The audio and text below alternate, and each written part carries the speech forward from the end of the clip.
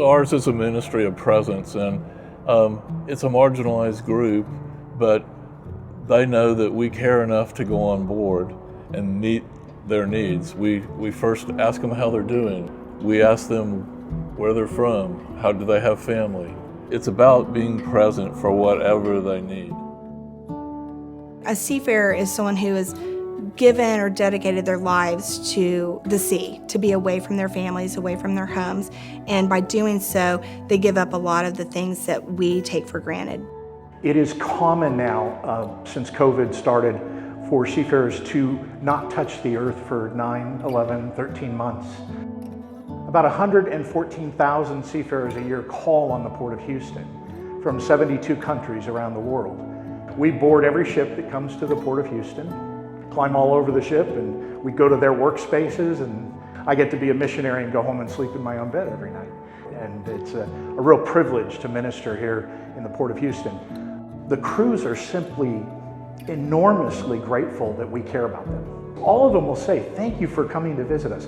Thank you for caring about us. Our mission is to address the seafarers' recreational, their spiritual needs, and their human needs.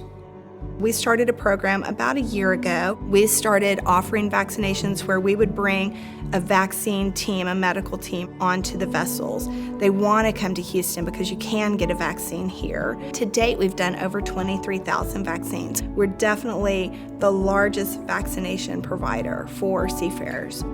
So the Christmas Shoebox program is a very big program that we run here out of the Houston Seafarer Center, and they want to be here between November and December. The tiny little shoe boxes that are put together with toiletry items, or we fill them full of small games, cards, candy. They love candy.